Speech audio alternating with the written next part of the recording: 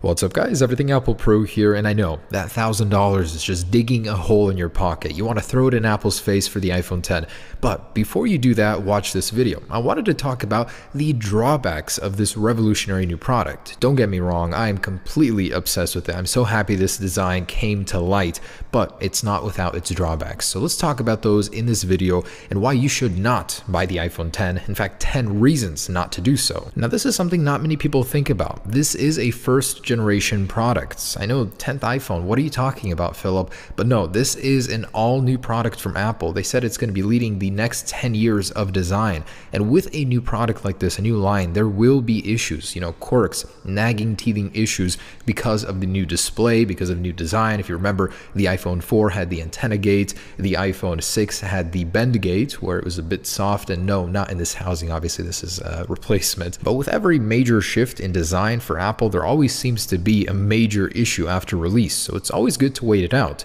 Now, for example, for me personally, when you're getting a new car, a new platform that has just been developed, there always seems to be a major issue with it. For me, it was the oil consumption on my A4 fixed in the next year's model. And oh boy, this one does not need to be said, the price. The number one reason why most people will not be buying the iPhone X. But it's just ridiculous how expensive this thing has got, and by buying it, you're basically telling Apple that that's okay, and really, I don't think it is. I think it's a little bit overpriced for what it is. The competitors have very similar displays at a lower price point, because that's essentially what you're paying for with the iPhone X, the display. And I think it's completely ridiculous to pay $150 just to go from 64 to 256 gigabytes in a phone. I know there is a NAND flash storage shortage that was created by the iPhone X, but wow, that is just ridiculous. And say you get the entry-level iPhone X with 64 gigabytes. For a phone so capable, so full of so much fun stuff you want to do with that camera, how is it going to last? I think that's just not enough storage for the base model. And I know Apple has the new video and photo codecs to take up less storage on your device. There's iCloud storage if you really need it,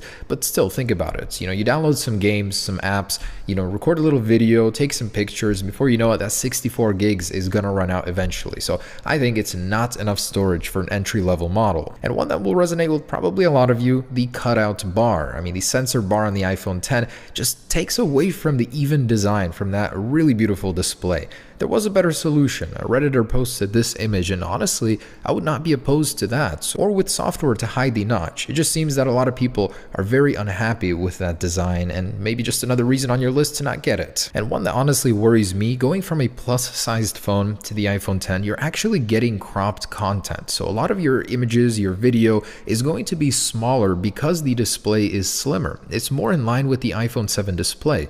Yes, it's taller, but your content will still appear a little different. And because of that cutout bar, it's actually going to make a lot of your existing apps a pain to look at, just because it's going to be in the way.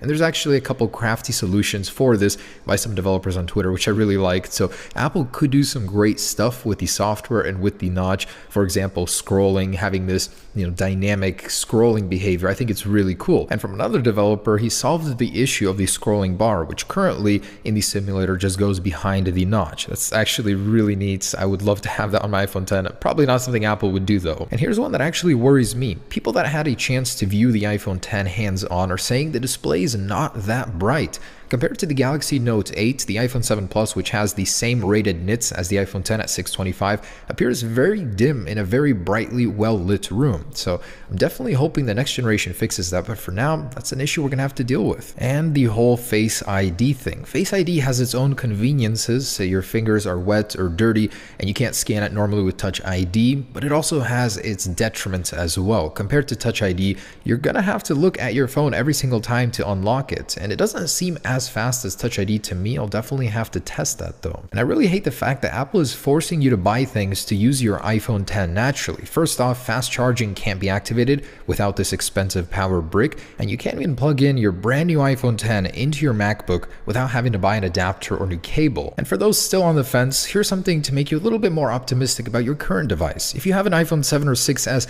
these are still benchmark chart toppers. They are incredibly fast. Yes, in comparison to the new one, it's a little bit slower seemingly on paper, but has your phone suddenly gotten slower just because the new one came out? I'd also like to point out that iOS 11 is right around the corner here. It makes your device feel different, feel new, something fresh. So if that's what you were looking for, with iOS 11 you'll actually get a new feeling on your existing phone. No need to spend $1,000 just to get that fresh new feeling again. And I'd like to summarize by saying yes, I personally will still be getting the iPhone 10, but I recognize the flaws. It is not a perfect device just because it's the most expensive and the flagship model right now.